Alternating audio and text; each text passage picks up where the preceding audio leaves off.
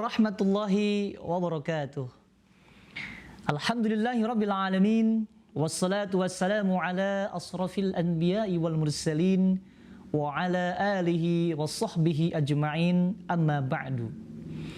Segala puji hanya milik Allah Rabbul Izzati. Segala puja hanya milik Allah Azza wa Jalla. Alhamdulillah, dalam kesempatan yang berbahagia ini kita masih diberikan kesempatan, kesehatan, keimanan, keislaman dalam keadaan yang sebaik-baiknya. Pemirsa yang dirahmati oleh Allah Subhanahu wa taala, pancaran kemuliaan Ramadan tak pernah kering untuk umat manusia. Di antara sekian banyak kemuliaan tersebut, para sufi merasakan kekuatan Ramadan mampu mendorong orang-orang yang berpuasa untuk bersifat qanaah. Contoh kecil, dalam berbuka puasa misalnya, Rasulullah Shallallahu Alaihi Wasallam mengajarkan berdoa yang mengandung sifat qanaah. Ya Allah, atas rezekimu aku berbuka puasa.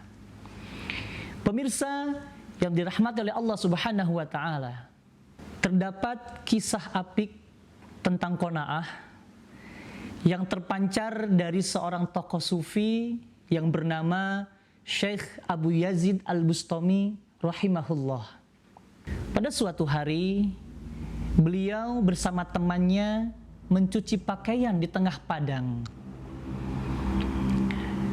Saat tiba menjemur, temannya berkata, "Wahai Abu Yazid, bagaimana kalau pakaian kita yang basah ini kita jemur di tembok secara memutar?"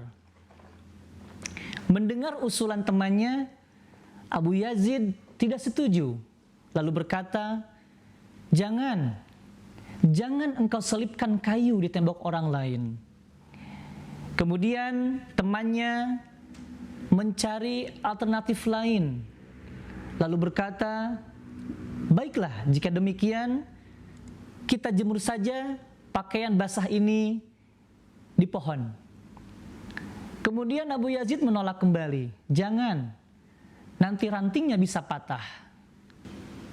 Penolakan dua kali, temannya mulai heran. Ya sudah, bagaimana kalau pakaian kita jemur di rumput itu? Lagi-lagi Abu Yazid menunjukkan ketidaksenangannya, lalu berkata, "Jangan, karena rumput itu adalah makanan binatang." Allahu Akbar. Serta-merta Abu Yazid menjemur pakaian yang basah itu di atas punggungnya sendiri.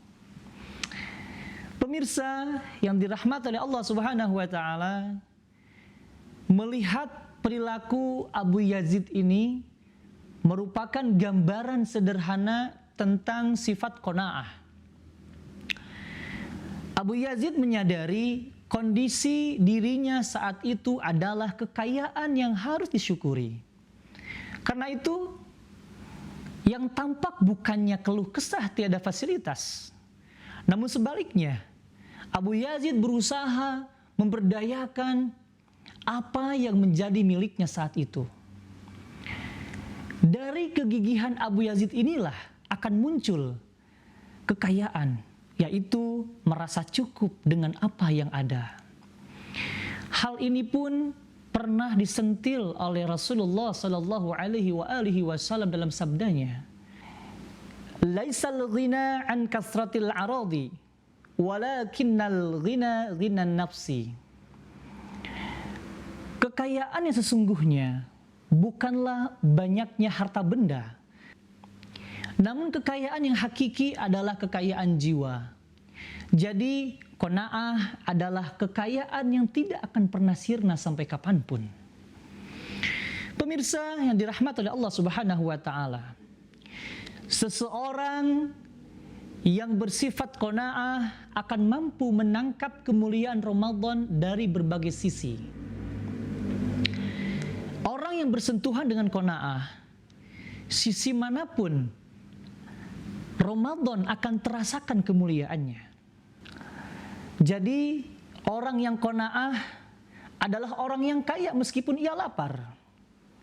Begitupun juga dengan orang-orang yang menghiasi dirinya dengan qanaah akan menjalani Ramadan ini dengan hati yang penuh dengan kegembiraan. Ia menjalani dalam pusaran lapang dada dan rasa berkecukupan. Masya Allah.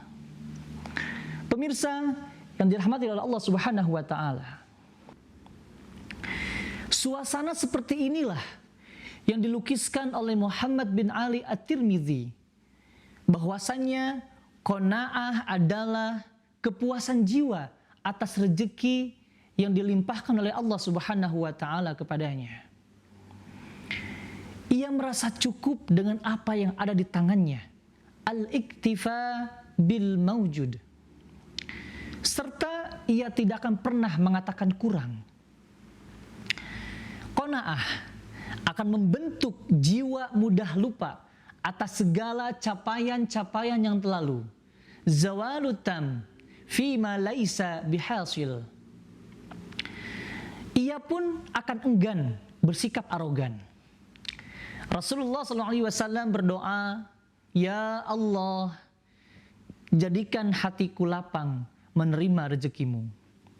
Pemirsa yang dirahmati oleh Allah Subhanahu wa Ta'ala, maka daripada itu, marilah dengan qanaah kita jadikan Ramadan ini sebagai momentum untuk perubahan diri yang lebih baik, lebih bersabar, banyak bersyukur kepada Allah Subhanahu wa Ta'ala, dan senantiasa banyak berbagi kepada sesama. Mudah-mudahan di Ramadan tahun ini kita lebih banyak berbagi, dikarenakan kita hari ini sedang dilanda wabah bersama. Jangan biarkan saudara-saudara kita kelaparan, apalagi hingga berbuat kejahatan untuk mempertahankan hidupnya. Allahumma inna nas'alukal huda wat-tuqa wal-afafa wal-ghina birahmatika ya arhamar rahimin. Cukup sekian yang saya sampaikan. Mohon maaf lahir batin. Jikalau pedang lukai tubuh, masih ada harapan sembuh. Namun jikalau lidah lukai hati, kemanakah obat hendak dicari? Wallahul muwafiq ila aqwamit thoriq. Assalamualaikum warahmatullahi wabarakatuh.